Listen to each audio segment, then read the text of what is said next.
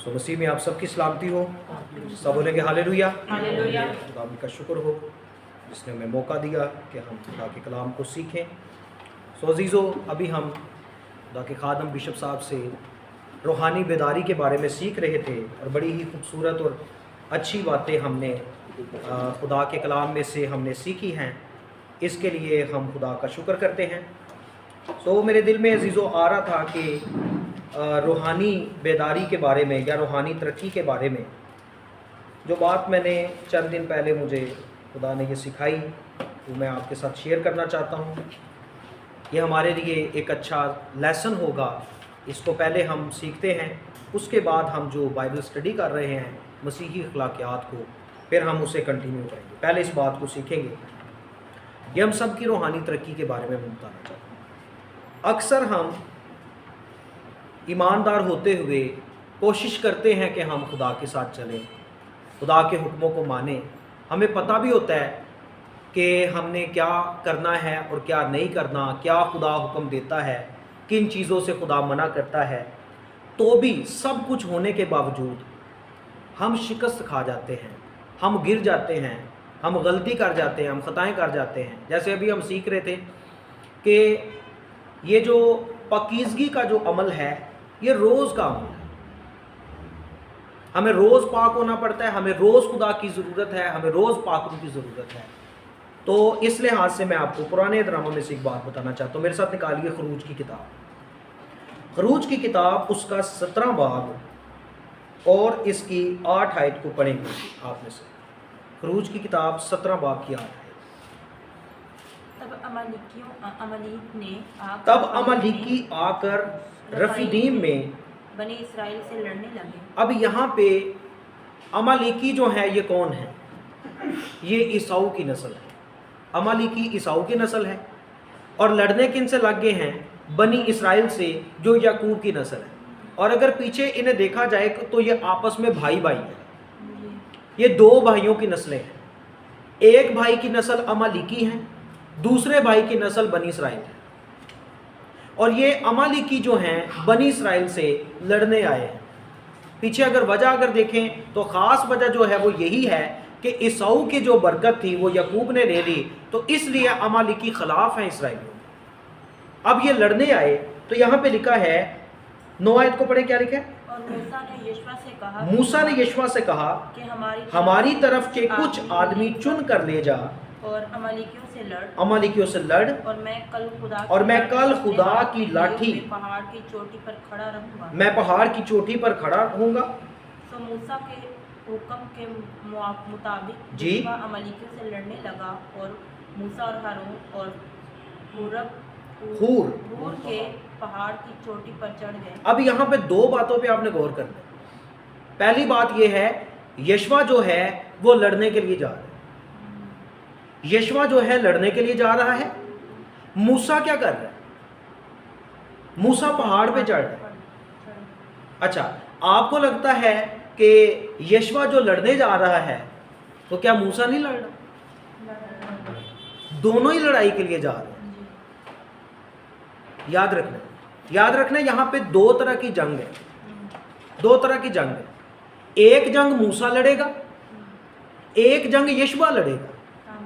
अब यशवा भी लड़ने जा रहा है, मूसा भी लड़ने जा रहा है, लेकिन यशवा जो है वो अमालीकियों से लड़ने जा रहा है। मूसा जो है ये दुआ में जंग लड़ेगा। और हमने अपने सेमिनरी में हमने एक बुक पढ़ी थी उकाब की राह, जिसे जॉन और कोवियो ने लिखी है। उसमें हमने ये बात सीखी। जॉन और कोवियो कहते हैं कि जंगे दुआ में लड़ी जाती है। जंगे कैसे लड़ी जाती हैं? दुआ में। अब आगे पढ़े क्या हुआ। मूसा जो है वो पहाड़ पे चला गया है और मूसा के साथ दो बंदे हैं, हारून और हूर। अब जब ये पहाड़ पे चले गए तो 11 पढ़े क्या लिखा है? और जब तक मूसा अपना हाथ उठाए रहता था बनी इसराइल गालिब रहते थे, और जब वो हाथ लटका देता था अमालीकी गालिब होते थे। अब जब तक मूसा के हाथ ऊपर रहते तो इसराइली गालिब आएंगे। जैसे मूसा के हाथ नीचे हो जाएंगे तो अमालीक गालिब आ जाएगा। तो इसमें अजीज़ों ये बहुत ही ख़ास लेसन है اس میں ہمارے لیے بہت خاص سبق ہے۔ آج آپ دنیا میں رہتے ہوئے آپ چاہتے ہیں ہم گناہ سے دور رہیں، آپ چاہتے ہیں ہم برے کام نہ کریں، آپ چاہتے ہیں ہم بدی سے دور رہیں، لیکن بہت دفعہ ایسا ہوتا ہے وہی بدی ہم پہ غالب آ جاتی ہے، وہی گناہ ہم پہ غالب آ جاتا ہے۔ اس کی وجہ میں آپ کو بتانا چاہتا ہوں۔ یشوع لڑ رہا تھا جسمانی جنگ، موسیٰ لڑ رہا تھا روحانی جنگ۔ یاد رکھیں جب روحانی جنگ میں بندہ کمزور ہوتا ہے نا تو پھر وہ جسمانی جنگ میں بھی کمزور ہوتا ہے۔ یشوع کیسے جیتے گا؟ جب پیچھے روحانی جنگ میں موسیٰ جیتے گا، اور اگر موسیٰ ہار گیا روحانی جنگ میں تو یشوع تو پھر ہارا ہی ہارا ہے۔ تو یہ عزیزو بڑی خاص بات ہے ہمارے لیے یاد رکھنا ہے۔ اگر آپ روحانی جنگ میں ہارے ہوئے ہیں تو یاد رکھیں گناہ سے آپ کی جان نہیں چھوٹ سکتی۔ جیسے ابھی ہم بشپ صاحب سے سیکھ رہے تھے کہ یہ روز کی ہماری لڑائی ہے، گناہ پہ غالب آنا، جسم کی خواہشوں پہ غالب آنا۔ پولس فرماتے کیا ہے؟ میں ہر روز مرتا ہوں۔ تو یہ روز کا کام ہے، تو روز آپ اس پہ غالب کیسے آئیں گے اگر آپ روحانی جنگ میں فیل ہیں؟ یاد رکھیں کبھی بھی آپ جسمانی جنگ میں پاس نہیں ہو سکتے۔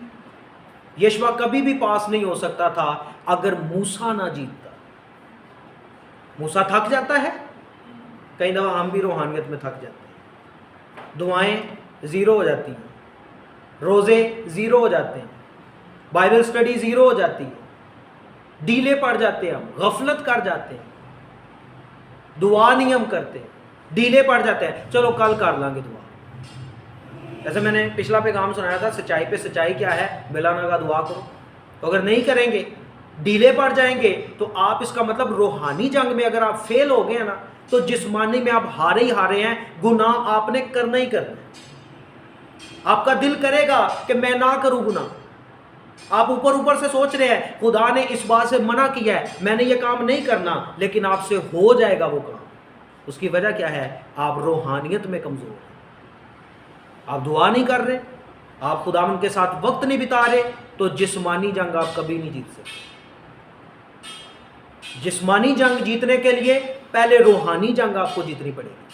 پہلے آپ کو اپنا دعا کا جو کنیکشن ہے وہ مضبوط کرنا پڑے گا، پہلے آپ کو خدا کے ساتھ اپنا ریلیشن وہ مضبوط کرنا پڑے گا، پھر آپ جسمانی طور پہ جنگ لڑیں گے۔ آپ آنکھوں کی خواہش پہ غالب آئیں گے، آپ جسم کی خواہش پہ غالب آئیں گے، آپ زندگی کی شہی پر غالب آئیں گے، آپ دنیا کی جتنی بھی برائیاں ہیں ان پہ تبھی غالب آ سکتے ہیں جب آپ روحانی جنگ میں غالب آئیں گے۔ تو یہاں سے ہم یہ دیکھتے ہیں کہ موسیٰ جو ہے اس کے ہاتھ جیسے ہی نیچے آتے ہیں یشوع شکست کھا جاتا ہے۔ اور پھر ہوا کیا؟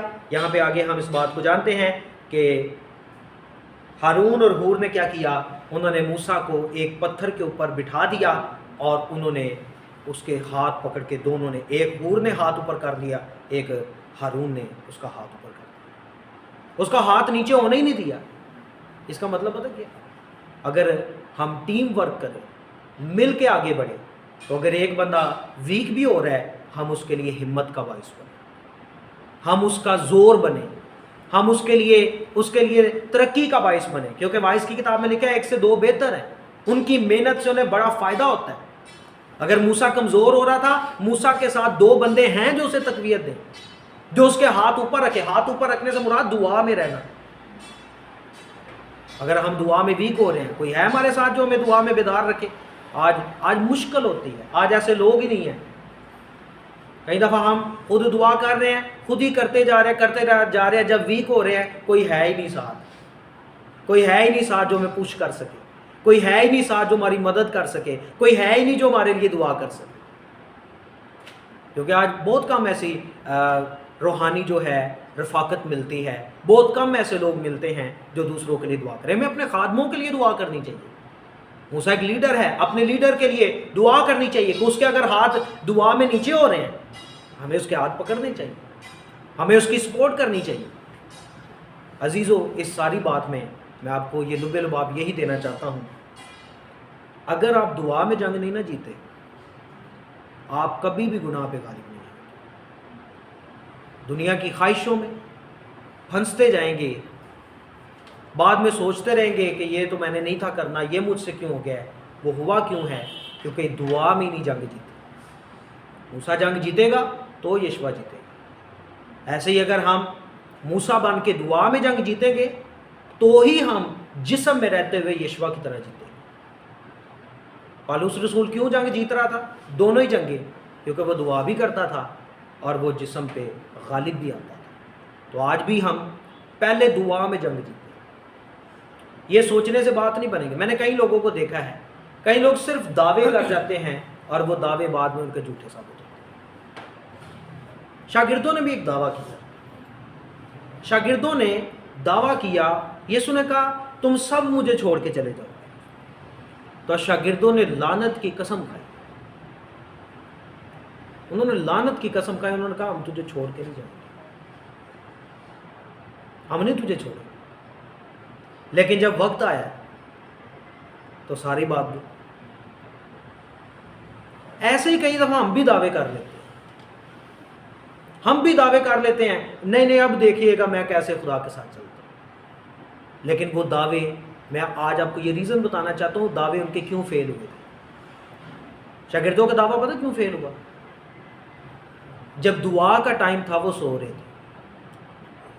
یسوع نے کہا نا جاگو اور دعا کرو۔ ایک چیلنج یسوع کے سامنے تھا، ایک چیلنج شاگردوں کے سامنے تھا۔ یسوع کے سامنے کیا چیلنج تھا؟ اس نے پوری دنیا کا کفارہ دینا تھا، پوری دنیا کو نجات دینی تھی۔ شاگردوں کے سامنے کیا چیلنج تھا؟ یسوع کہہ چکے ہیں کہ تم سب مجھے چھوڑ دو گے۔ ان سب نے باری باری یہ کہا گو یہ چھوڑ جائے میں نہیں چھوڑوں گا، سب نہیں بولا۔ اب یہ چیلنج تھا ان کے لیے کہ وہ چھوڑتے ہیں یا نہیں چھوڑتے۔ لیکن جب چیلنج آیا سامنے وہ فیل ہو گئے، شاگرد فیل ہو گئے۔ شاگرد کیوں فیل ہو گئے؟ وہ دعا کے وقت میں دعا کی جگہ پہ نہیں تھے، وہ دعا نہیں دکھاتے، دعا کے وقت سوئے ہوئے ہیں۔ تو میں آپ کو یہ بتانا چاہتا ہوں جب آپ ایسے دعوے کر لیں گے جھوٹے، وہ آپ کے دعوے کامیاب نہیں ہوں گے۔ اس کی وجہ اگر آپ دعا ہی نہیں کرتے، تو دعا کرنا ہماری زندگی میں بہت زیادہ ضروری ہے۔ جب ہم دعا کرنے والے بنیں گے، ہم جو بات منہ سے نکالیں گے خدا ہماری مدد کرے گا اسے پورا کرنے میں۔ آپ کو پتہ ہے یسوع نے جب یہ کہا، یسوع نجات کا منصوبہ لے کر آیا، لیکن ایک جگہ پہ آ کے یسوع بھی کمزور پڑ گئے۔ بدن میں رہتے ہوئے خدا نے یسوع کمزور پڑ گئے۔ لکھا ہے جب ان کا جو پسینہ ہے وہ خون کی بڑی بڑی بوندیں بن کے ٹپکنے لگا تو یسوع نے کیا کہا؟ میری جان نہایت بے قرار ہے، نہایت غمگین ہے، یہاں تک کہ مرنے کی نوبت آ گئی ہے۔ تو ابھی کفارہ تو دینا تھا، تو خون نکلتا جا رہا ہے، مرنے کی نوبت آ چکی ہے۔ تو لکھا ایک فرشتہ آ کر اسے تقویت دینے لگا۔ یعنی خداوند یسوع بھی جو پلان لے کر آئے تھے، ابلیس پوری کوشش کر رہا تھا کہ یہ بھی ناکام ہو جائے، اور ہو بھی رہا تھا کیونکہ خون نکل رہا تھا، بدن سے خون میں جان ہے۔ ابلیس کا پورا پلان تھا یہ منصوبہ ناکام ہو جائے، لیکن جب آپ دعا کریں گے خداوند یسوع کے پاس ایک فرشتہ آ کر اسے تقویت دینے لگا۔ ایسے ہی عزیزو جب ہم منہ سے کوئی بات نکالیں گے خدا فرشتے بھیج دے گا ہماری تقویت کے لیے کہ میرے بندے نے یہ منہ سے بات نکالی ہے، یہ پوری ہونی چاہیے۔ لیکن جب خالی دعوے ہوں گے شاگردوں کی طرح اور دعا کریں گے ہی نہیں، کون سا فرشتہ آئے گا ہمیں تقویت دینے؟ کون ہماری مدد کے لیے آئے گا؟ کوئی بھی مدد کے لیے نہیں آئے۔ اس لیے عزیزو ہماری جتنی بھی باتیں ہیں، ہمارے جتنے بھی دعوے ہیں، وہ کامیاب تبھی ہوتے ہیں جب ہم دعا کریں گے۔ موسیٰ نے دعا کی اور جنگ میں وہ کامیاب ہوئے، دونوں جنگوں میں وہ کامیاب ہوئے۔ اس لیے آج میرے لیے اور آپ کے لیے یہ لیسن ہے کہ پہلے ہم نے روحانی جنگ لڑی۔ اگر آپ چاہتے ہیں کہ دنیا داری سے الگ رہیں، اگر آپ چاہتے ہیں کہ ہم دنیا پر غالب آ سکیں، ابلیس کی کوفتوں پر غالب آ سکیں، پہلے آپ کو روحانی جنگ میں جیتنا پڑے گا۔ اور یہ جسمانی آپ آٹومیٹک جیتیں گے۔ آپ اس بات پہ غور کریں، کیا یشوع کے پاس ہتھیار کم ہے؟ ہتھیار تو وہی ہیں، پہلے کی طرح ہیں، ہتھیار پہلے کی طرح ہی ہیں، لیکن یشوع جیت نہیں پا رہا۔ وجہ پیچھے جو موسیٰ ہے وہ کمزور ہو گیا، موسیٰ کے ہاتھ نیچے آ گئے۔ ایسے ہی آپ جسم میں آپ سوچیں گے نہیں میں تو یہ کام نہیں کر سکتا، لیکن آپ اگر دعا میں ہار گئے نا آپ سے وہ ہو جائے گا، جیسے قائن سے ہو گیا۔ قائن کو بولا گیا، بتایا پہلے، گناہ تیرے دروازہ پہ دبکا بیٹھا ہے، اس پہ غالب آ، پر قائن نہیں غالب آ سکا۔ کیوں؟ وہ ویک ہے روحانیت میں، اس کا اسپرچول لیول مضبوط نہیں ہے اور وہ غالب نہ آ سکا۔ اور بائبل مقدس میں جس کی بھی ہم زندگی پر غور کریں، جس نے روحانی جنگ جیتی ہے وہی جسمانی طور پہ جیتا ہے۔ اگر روحانی جنگ میں آپ فیل ہیں، جسمانی جنگ میں آپ کبھی بھی نہیں جیت سکتے۔ آپ کو سمجھ آئیے بات؟ تو اس کو ہم سب نے اپنے ذہن نشین رکھنا ہے۔ ہمیں ہر روز یہ جنگ درپیش ہے، جب تک ہم زمین پہ ہیں ہر روز ہم نے جنگ کرنی ہے۔ ہر روز نئے سے نئے مسائل کا ہمیں سامنا کرنا پڑتا ہے، مشکلات کا سامنا کرنا پڑتا ہے۔ میں آپ کو گارنٹی سے کہوں گا، اگر آپ روحانی جنگ جیت رہے ہیں، اگر آپ دعا میں رہیں گے، آپ روحانیت میں کامیاب ہیں، آپ جسمانی جنگ میں کامیاب ہی کامیاب۔ یہ گارنٹی ہے کہ آپ کامیاب ہی کامیاب۔ لیکن اگر آپ روحانی جنگ میں ہارے ہوئے ہیں، آپ دعا نہیں کرتے، آپ روزہ نہیں رکھتے، آپ بائبل سٹڈی نہیں کرتے، آپ خدا کے ساتھ زیادہ وقت نہیں گزارتے، تو یہ بھی گارنٹی ہے کہ آپ جسمانی جنگ میں فیل ہیں، کبھی بھی نہیں جیت پائے۔ تو اس لیے ہمارے لیے ضروری ہے کہ پہلے اپنی روحانی جنگ میں مضبوط ہوں۔ پہلے نمبر پہ روحانی جنگ، اور روحانی جنگ دعا میں لڑی جاتی ہے۔ دعا میں ہمیں روحانی جنگ لڑنی ہے، اس میں پہلے ہم نے کامیاب ہونا۔ آپ کو سمجھ آئیے؟ اب ہم آگے بڑھتے ہیں۔ ہم نے بھی ایک ٹاپک کو سیکھا تھا، جھوٹ، یاد ہے؟ جھوٹ پہ ابھی ہم نے غور کیا تھا۔ اب ہم آگے بڑھنے لگے ہیں۔ جھوٹ کی ایک اور قسم ہے، کچھ قسمیں ہیں جھوٹ سے ملتی جلتی، ان پہ ہم غور کریں گے۔ نیکسٹ ہے بدگوئی۔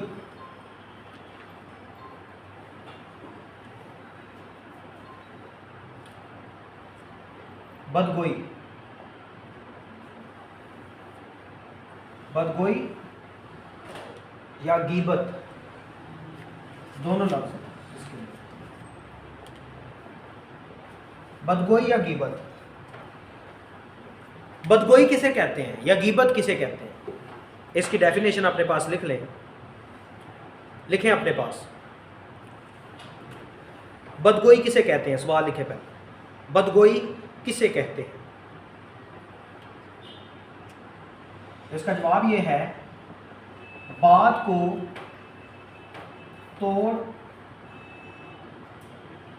توڑ مروڑ کر بیان کرنا غیبت کہلاتا ہے۔ غیبت یا بدگوئی کہلاتا ہے۔ ٹھیک ہے جی، بات کو توڑ مروڑ کر بیان کرنا، یہ ہے غیبت۔ یا دوسرے اس کا جو دوسرا مطلب ہے وہ ہے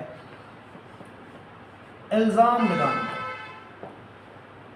الزام لگانا یعنی بات ایسے ہے نہیں اور بنا سوار کے مرچ مسالے لگا کے بات کو بیان کرنا، تو اس کو کہتے ہیں غیبت یا بدگوئی، جس میں آپ حقیقت کو الٹ کر کے بیان کریں۔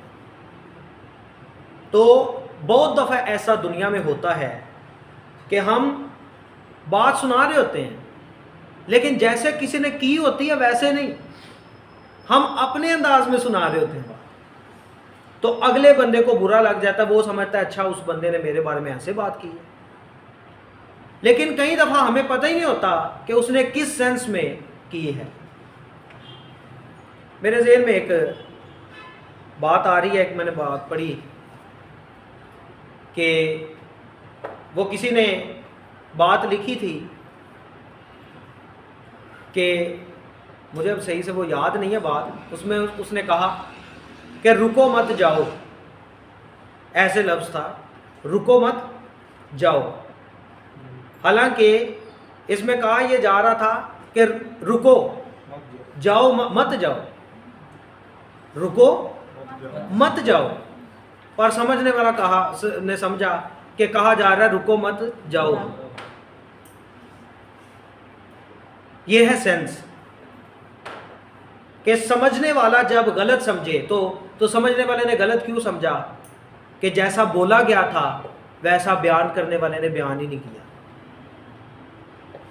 تو اس کو کہتے ہیں بدگوئی، کہ بات کسی اور سینس میں کی ہو اور آپ اسے بنا سوار کے اگلے کے لیے مخالفت پیدا کرنے کے لیے اس کو بیان کر دیں، یہ ہوتی ہے بدگوئی۔ اس کے بارے میں آئیے حوالہ جات پڑھتے ہیں بھائی مقدس میں سے۔ سب سے پہلے نکالیں احبار کی کتاب 19 باب اور اس کی 16 آیت. احبار کی کتاب 19 باب کی 16 آیت. جی یہاں پہ لکھا ہے تو اپنی قوم میں ادھر ادھر لترا پن نہ کرتے پھرنا.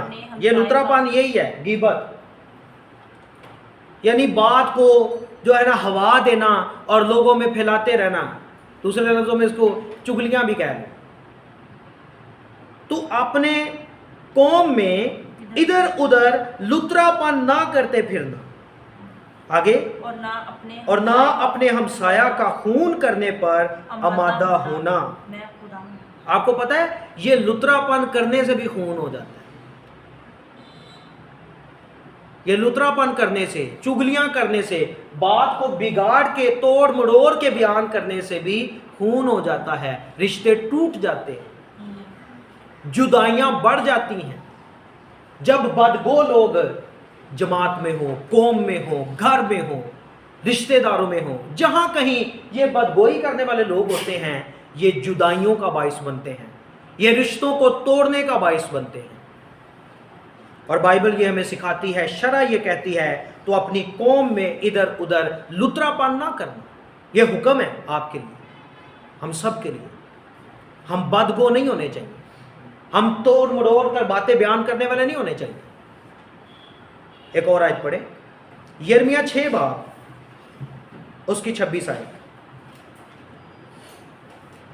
یرمیہ نبی کا صحیفہ اس کا 6 باب. اے میری بنتے قوم ٹاٹ اوڑ اور راکھ میں لیٹ، اپنے اکلوتوں پر ماتم کر اور دل خراش نوحہ کر، کیونکہ غارت گر ہم پر اچانک آئے گا. آگے میں نے تجھے اپنے لوگوں میں پرکھنے والا برج مقرر کیا تاکہ تو ان کی روشوں کو معلوم کرے اور پرکھے. وہ سب کے سب نہایت سرکش وہ غیبت کرتے ہیں. تو غیبت کو ہم سیکھ رہے ہیں. میری قوم کے لوگ غیبت کرتے ہیں، وہ توڑ مڑوڑ کے باتیں بیان کرتے ہیں، وہ الزام لگانے والے لوگ. تو یہ گلہ کر رہا ہے یرمیہ اپنے لوگوں کے ساتھ کہ میرے لوگ غیبت کرتے ہیں، وہ تو تانبا اور لوہا ہے.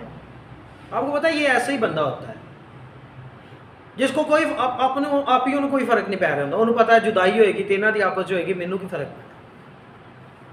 وہ تانبا اور لوہا ہے، یعنی ان کا دل اتنا سخت ہے. جو نرم دل کے لوگ ہوتے ہیں، جن کے اندر احساس ہوتا ہے، اسے پتہ ہوتا ہے میری بات کرنے سے فائدہ ہوگا یا نقصان ہوگا، وہ سوچ سمجھ کے بولتے ہیں. لیکن جن کو یہ ذرا بھی احساس نہیں ہوتا، وہ جیسی مرضی منہ میں آئی انہوں نے کر دینی ہوتی ہے، بے شک آگے نقصان ہو. ایک اور آیت پڑھیں یرمیہ کی 9 باب کی 4 آیت پڑھیں.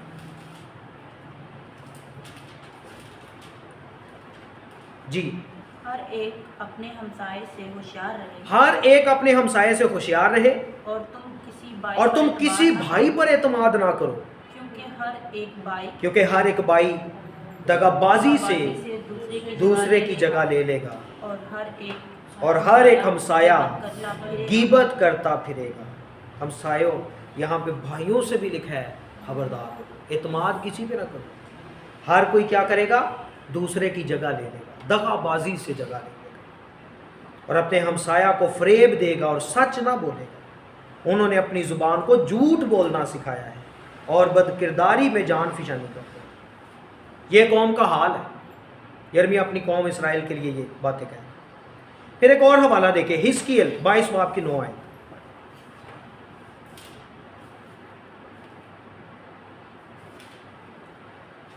پڑھیں جی، حزقیل 22 باب کی 9 آیت. جی حمزہ بھائی آپ پڑھیں. تیرے اندر وہ لوگ ہیں جو چغل خوری کر کے خون کرواتے ہیں، اور تیرے اندر وہ ہیں جو بتوں کی قربانی سے کھاتے ہیں، اور تیرے اندر وہ ہیں جو فسق و فجور کرتے ہیں. یہ فسق و فجور کیا؟ اس کا مطلب ہوتا ہے بدی کی انتہا قسم کی یہ بدی کرتے ہیں. تیرے اندر وہ لوگ ہیں. حزقیل نبی بھی اپنے لوگوں کو آگاہ کر رہا ہے. کہ تیرے اندر وہ لوگ ہیں جو چگل خوری کرتے ہیں. اس کا مطلب یہ آج کلیسیا کی یہ حالت نہیں ہے. ہم آج لوگوں کو کہتے ہیں دیکھ رہے لو جی فلانا کلیسیا میں ایسا بندہ ہے, فلاں ایسی بہن ہے, فلاں ایسا بھائی. یہ آج کی بات نہیں ہے, یہ شروع سے ایسے لوگ آئے. بنی اسرائیل میں بھی ایسے لوگ تھے جو چغل خوری کرتے تھے, جو غیبت کرتے تھے, جو بدگوئی کرتے تھے. پھر ایک اور حوالہ دیکھیں, امثال 10 باب کے 18 ہیں. کیا لکھا ہے جی؟ عداوت کو چھپانے والا دروغ گو ہے اور تہمت لگانے والا ہے.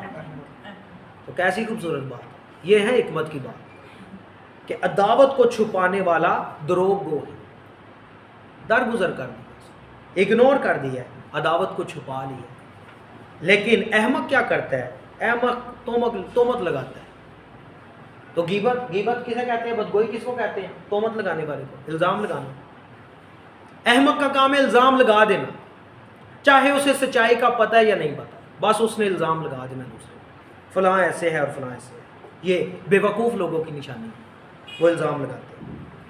یعقوب 4 باب کی 11 اور 12 ہیں. یعقوب 4 باب 11 اور 12 ہیں. اے بھائیو ایک دوسرے کی بدگوئی نہ کرے, جو اپنے بھائی کی بدگوئی کرتا یا بھائی پر الزام لگاتا ہے وہ شریعت کی بدگوئی کرتا اور شریعت پر الزام لگاتا ہے. اور اگر تو شریعت پر الزام لگاتا ہے تو شریعت پر عمل کرنے والا نہیں بلکہ اس پر حاکم ٹھہرا. شریعت کا دینے والا اور حاکم تو ایک ہی ہے جو بچانے اور ہلاک کرنے پر قادر ہے. تو کون ہے جو اپنے پڑوسی پہ الزام لگاتا ہے؟ اس کا مطلب پتہ کیا ہے؟ پالوس رسول پیچھے اگر پالوس کے ہاتھوں میں ہم پڑھیں تو شریعت جو ہے یہ سٹینڈرڈ ہے خدا کا, لیکن جو لوگ تھے وہ اس پہ قائم نہیں رہ پاتے تھے. تو پھر خداوند نے فضل کیا, اور فضل کیا تھا؟ اپنے بیٹے کو ہمارے لیے قربان کیا. تو یہ کہا یہ جا رہا ہے کہ اگر شریعت کے مطابق اگر آپ کسی پہ الزام لگاتے ہو تو پھر آپ پابند ہو کہ اس کو ویسے منوان عمل کرو. آپ تو عمل تو کسی سے بھی نہیں ہو رہا پورا, تو پھر کیا کر رہے ہو؟ پھر کہا گیا ہے کہ اگر عمل آپ سے بھی نہیں ہو رہا اور اگلے سے بھی نہیں ہو رہا تو اگلے پہ الزام کیوں لگا رہے ہو؟ پھر اگلے پہ الزام نہ لگاؤ. پھر آپ الزام نہیں لگا سکتے کسی پہ, کیونکہ آپ بھی تو وہ غلطیاں کر رہے ہیں یا وہ خطائیں کر رہے ہیں جو اس پہ آپ دوسروں پہ الزام لگا رہے ہیں. اسی کے بارے میں پالوس رسول بھی کہتے ہیں کہ اگر تو کسی پہ الزام لگاتا ہے تو پھر اپنے آپ کو بھی اس کا مجرم ٹھہراتا ہے. یہ بات اس میں بتائی جا رہی ہے. اچھا جی, یہاں تک ہم نے دیکھا جی بدگوئی کو. اگلی بات ہے لترا پن. یہ ساری باتیں ملتی جلتی ہیں. لترا پن یا اس کے لیے دوسرا لفظ استعمال کیا ہے گپ بازی.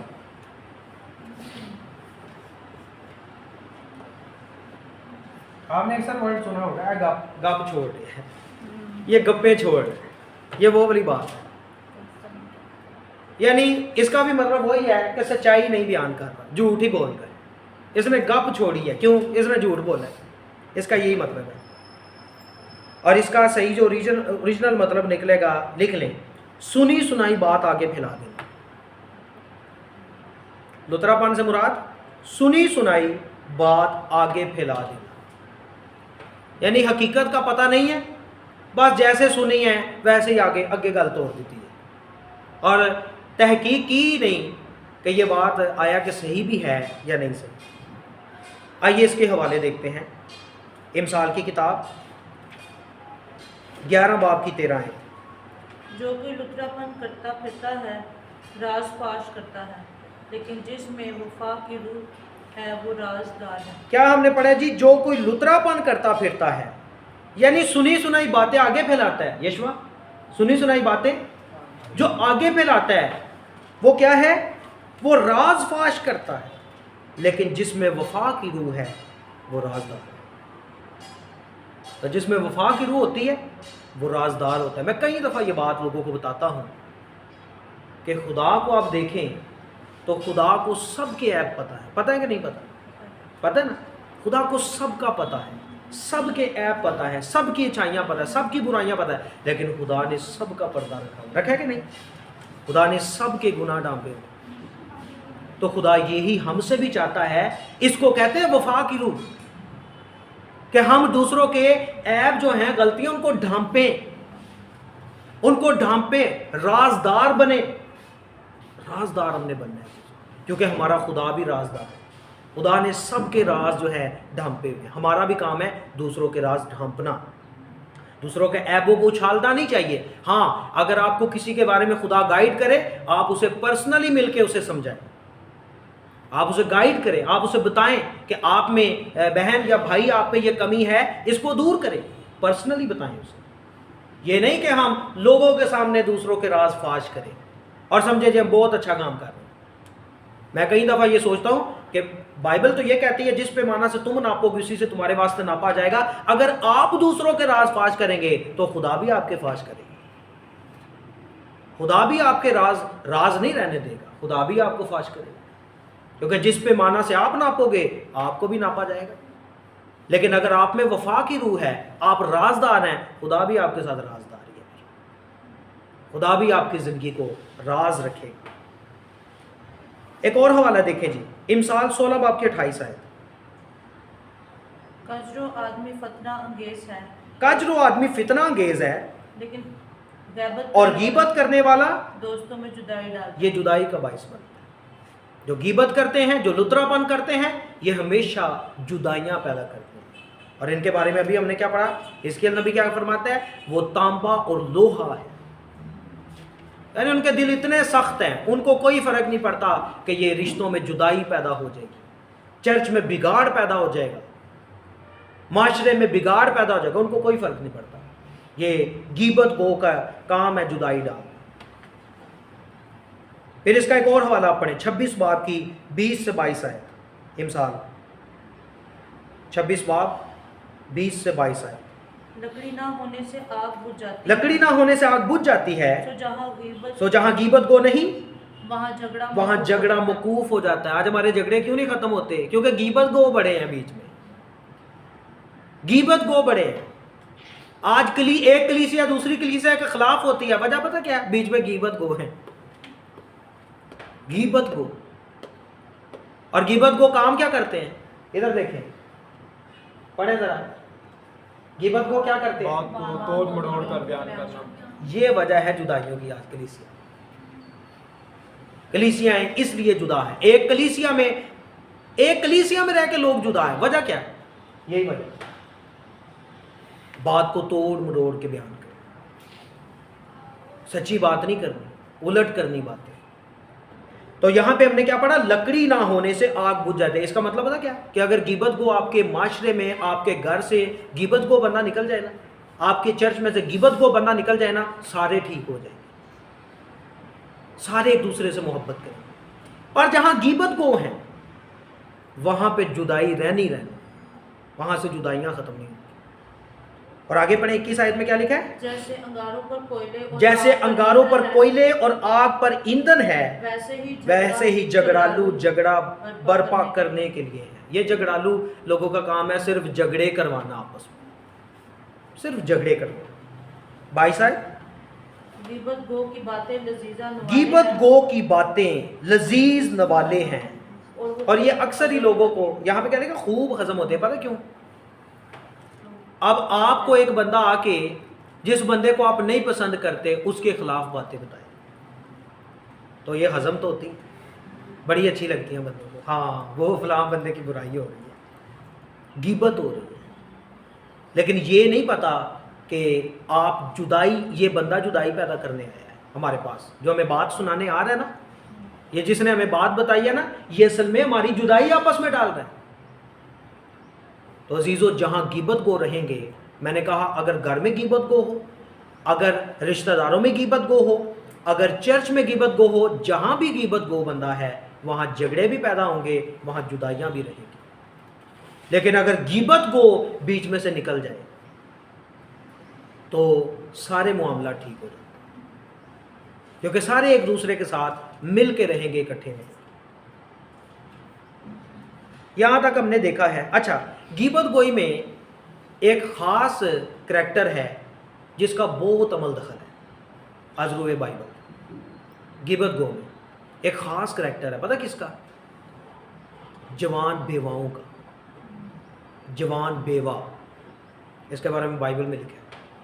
جوان بیوہ, جب جوان لڑکیاں بیوہ ہو جاتی ہیں تو قامت کو ہے کون؟ تو کیا کرنا ہے؟ یہ فلاں کے گھر میں گئی, ادھر سے بات ادھر اٹھائی, ادھر سے بات ادھر اٹھائی, اور گھروں میں لڑائیاں ڈلوائی, کیونکہ ان کو اور تو کام ہے کوئی نہیں. آئیے بائبل میں سے دیکھتے ہیں. نکالیے پہلا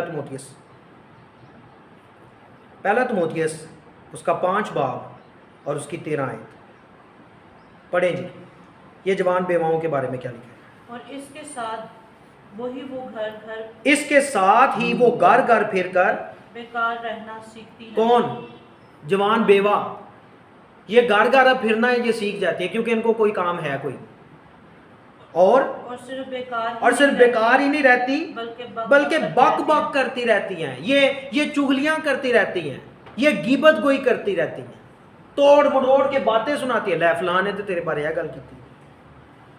تو پھر اور اوروں کے کام میں دخل, یہ اوروں کے کام میں دخل بھی دیتی ہیں اور ناشائستہ باتیں کہتی ہیں. تو پولس اس کا سلوشن بتا رہے ہیں جوان بیواؤں کو کیا کرنا چاہیے جی. بس میں یہ چاہتا ہوں جوان بیوائیں بیاہ کریں, ان کے اولاد ہو, گھر کا انتظام کریں. تو یہاں پہ اس کا مطلب یہ ہے کہ پولس رسول کہنا یہ چاہ رہے ہیں ان کو کہ جوان بیوائیں مصروف رہیں, ان کا شوہر ہو, ان کی بیوی, ان کے بچے ہوں, ان کی فیملی ہو, تاکہ یہ اپنے کام سے لگیا رہے اور یہ دوسروں کے گھر نہ خراب کرے. تو یہ بدگوئی میں, لترا پن میں خاص رول ہے جوان بیواؤں کا, کہ جوان اگر بیوہ ہے نا اور وہ بیوہ ہی رہ رہی ہے, وہ ضرور دوسروں کے گھر جا کے خراب کرے گی.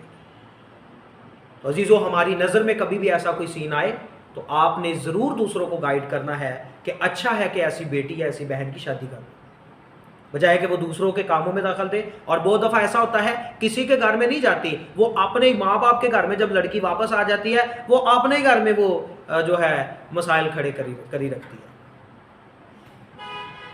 بھائی کا کبھی مسئلہ, اس کو بھائی کو اس کی بیوی کے ساتھ اس نے نہیں ریلیشن ٹھیک رہنے دینا, کبھی ماں باپ کو نہیں رہنے دینا, یعنی کسی نہ کسی کا اس نے تعلق خراب رکھنا ہے. کیوں؟ اس کو کوئی کام ہی کوئی نہیں, اس کی کوئی ذمہ داری نہیں ہے, اب نہ اس کے بچے ہیں نہ اس کا شوہر ہے, وہ کسی کے مطابق ہے ہی نہیں. تو وہ کیا کرے گی؟ وہ بد گوئی کرے گی, وہ صرف غیبت کا باعث بنے گی. اس لیے ہم نے دوسروں کو یہ گائیڈ کرنا ہے کہ اگر کوئی ایسی بہن ہو, جوان ہو, خدا نہ کرے وہ بیوہ ہو جائے, تو اس کے لیے بہترین طریقہ یہ ہے, پولس کہتا ہے میں چاہتا ہوں وہ شادی کر لے, اس کی اولاد ہو, اس کا شوہر ہو, تاکہ وہ اپنے گھر کی ذمہ داری. آپ کو سمجھ آ رہا ہے جی؟ بالکل یہ آسان بات ہے. پھر اس کی ایک اور پوائنٹ ہے اس کا, وہ ہے نکتہ چینی.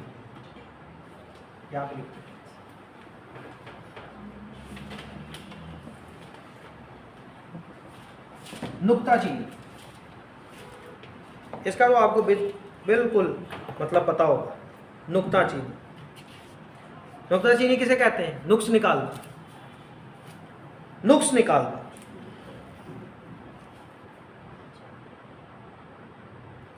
آئیے اس کے بارے میں حوالہ دیکھتے ہیں بائبل مقدس میں سے. متی کی انجیل, متی کی انجیل اس کا 7 باب اور اس کی پہلی 2 آیات میں خداوند یسوع نے اس کے بارے میں بتایا ہے. عیب جوئی نہ کرو, عیب جوئی نہ کرو, کہ تمہاری بھی عیب جوئی نہ کی جائے. نقص نہ نکالو, تمہارے بھی نقص نہیں نکالے جائیں گے. سمپل بات ہے. اچھا, کوئی ایسا بندہ ہے جو کامل ہو جس میں نقص نہ ہو؟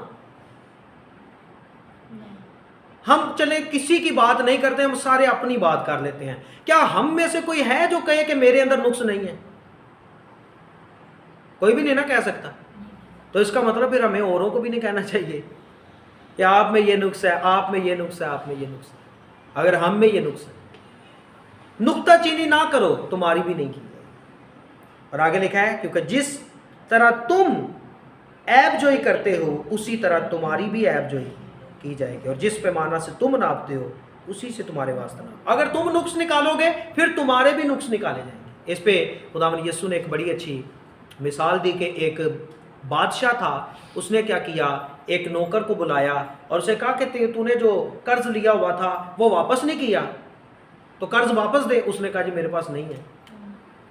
بادشاہ نے کہا جی میں تو قرض وصول کروں گا، اس کو قید میں ڈال دو۔ اس نے معافی مانگی، بادشاہ سے مہلت لی، بادشاہ کو ترس آیا، بادشاہ نے چھوڑ دیا۔ اس نے آگے کسی اور سے کو قرض دیا ہوا تھا، اس نے اس سے طلب کیا تو اس نے بھی کہا میرے پاس نہیں۔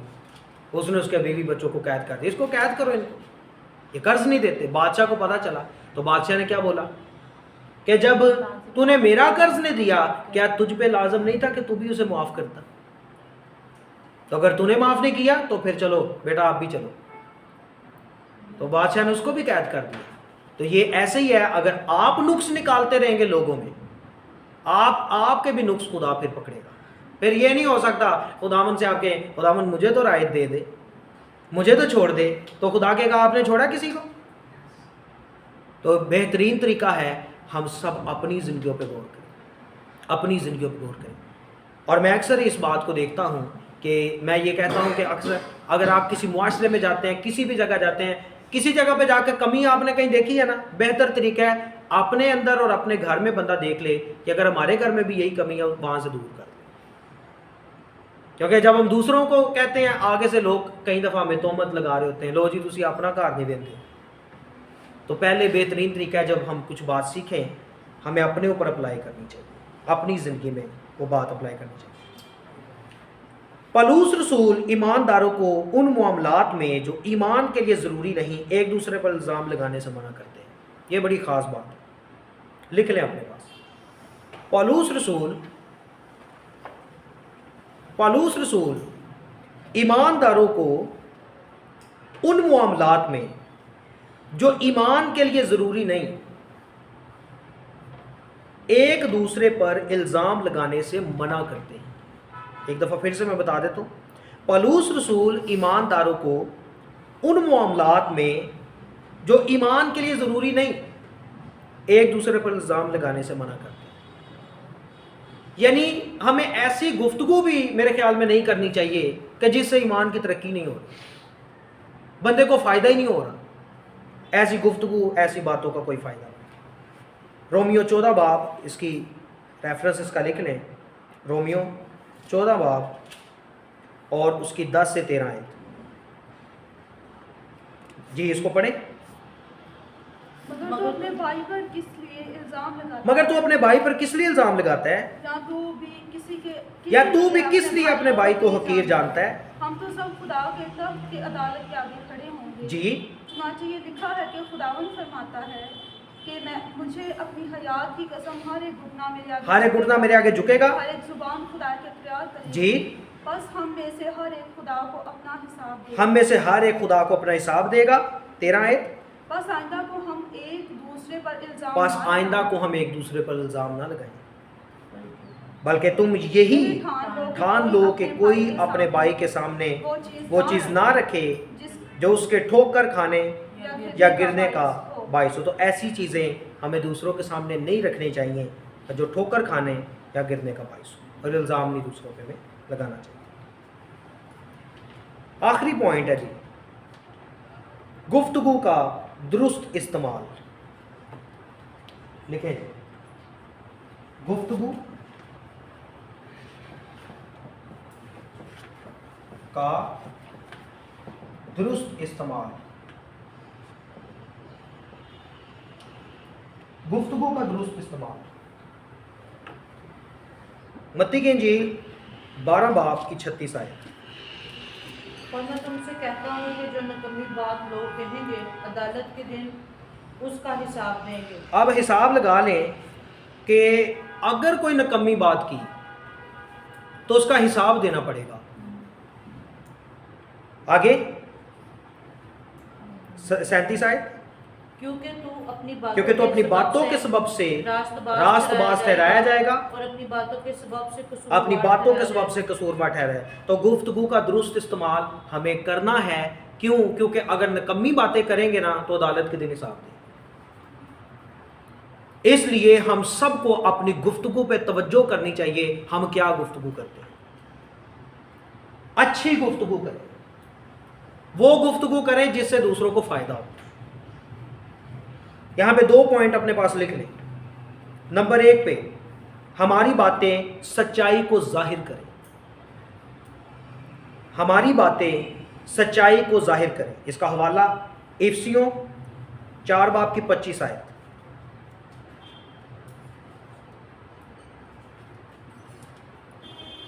جی ہماری باتیں سچائی کو ظاہر کریں. افسیوں 4 باب کی 25 آیت.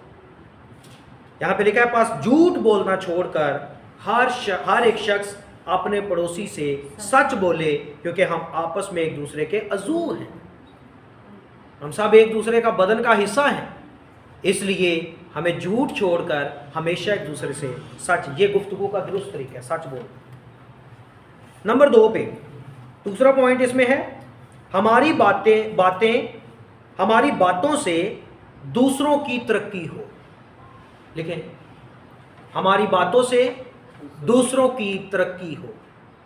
اس کا حوالہ ہے افسیوں 4 باب کی 29 آیت. اسی کے نیچے باتیں وہ کرنی ہے جس سے ترقی ہو. کوئی گندی بات تمہارے منہ سے نہ نکلے بلکہ وہی جو ضرورت کے موافق ترقی کے لیے اچھی ہو تاکہ اس سے سننے والوں پر فضل ہو. ایسی باتیں کرنی ہے جو ترقی کے لیے اچھی ہیں, جو سننے والے کے لیے فضل کا باعث بنے. ہم اکثر کسی کے گھر جاتے ہیں تو پہلا ہمارا ٹاپک اچھا فلاں کار چینج ہوا ہے, پتہ ہے پہلا ٹاپک ہمارے لیے پہلا ٹاپک ہی ایپ جوئی سے شروع ہوتا ہے. تو اگلے نے بھی میں نے کئی دفعہ دیکھا ہے ان کو پتہ بھی ہو تو آگے سے چپ کر نہیں مینوں تو نہیں پتا, تسی ذرا دسو تو صحیح کی ہوئے. تو جس نے بتانا ہے وہ بھی ہے کیا ہے, وہ بھی غیبت گو ہے, وہ بھی باتیں توڑ مروڑ کر بیان کرے گا. تو فائدہ دونوں کو ہی نہیں ہے. ایسی گفتگو کا کوئی فائدہ نہیں ہوتا اور ایسی گفتگو کرنی بھی نہیں چاہیے. لیکن کوئی گندی بات تمہارے منہ سے نہ نکلے. کیسی باتیں کرو جو ضرورت کے موافق ترقی کے لیے اچھی ہے, جس سے آپ کو پتہ چلے کہ اگر یہ بات میں سناؤں گا اس سے لوگوں کا فائدہ ہوگا, اپلفٹ ہوں گے لوگ. اور یہ ہوتی پتہ کیسے ہوتی ہیں؟ لیکن جو دل میں بھرا ہے وہی منہ پر آتا ہے. جب دل میں آپ نے غیبت کی باتیں بھری ہوئی ہیں, محلوں کی خبریں بھری ہوئی ہیں, تو جس کے گھر جائیں گے محلے کی خبر ہی آپ سنائیں گے, آپ کلام تو نہیں سنا سکتے. میں کوشش کرتا ہوں ہمیشہ جب کہیں بھی اکٹھے ہوں خدا کی کوئی بات سنائی جائے, خدا نے کوئی بات دی ہے وہ سنائی جائے, وہ شیئر کی جائے لوگوں کے ساتھ. آج خدا نے دعا میں یہ بات دی, آج یہ بات سیکھی, آج بائبل سٹڈی کی ہے, آج یہ بات سیکھی. ایسے ہمیں گفتگو لوگوں سے کرنی چاہیے, نہ کہ گھروں کی خبریں پہنچائیں کہ ایک گھر سے دوسرے گھر میں. ایک اور اس کا ریفرنس ہے اسی کا, پہلا تھسلونیکیوں 4 باب کی 18 ہے.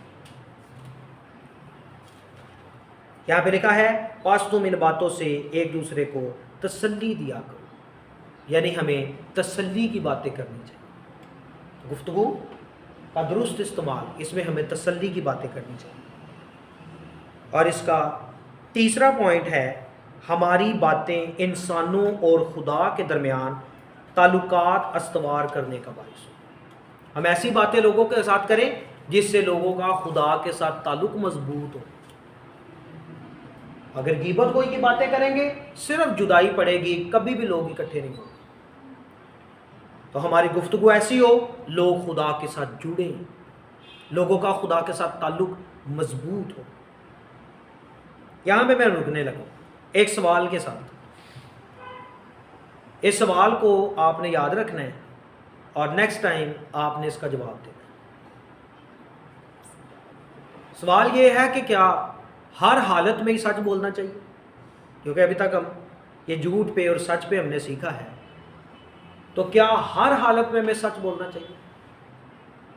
اگلی بات بھی میں بتا دیتا ہوں کہ اگر آپ کے مائنڈ میں یہ آ رہا ہے کہ ہر حالت میں سچ بولنا چاہیے, تو راہ فاشا نے جو جھوٹ بولا اور جو جاسوس آئے تھے ان کو چھپا دیا, کیا اس نے ٹھیک کیا یا نہیں کیا؟ اس کو بھی آپ نے مد نظر رکھنا اور پھر بتانا ہے کہ کیا یہ سچ بولنا ہی ہمیشہ ٹھیک ہے یا ہم جھوٹ بھی بول سکتے ہیں کسی کنڈیشن میں. تو یہ مجھے پتہ ہے کہ اتنا آسان بات نہیں ہے، اس کو آپ نے خود اسٹڈی کرنا ہے اور نیکسٹ ٹائم آپ نے اس کا جواب مجھے دینا. ٹھیک ہے جی. خداوند مجھے اور آپ کو آج کے اس پاک کلام کے وسیلہ سے برکت دے.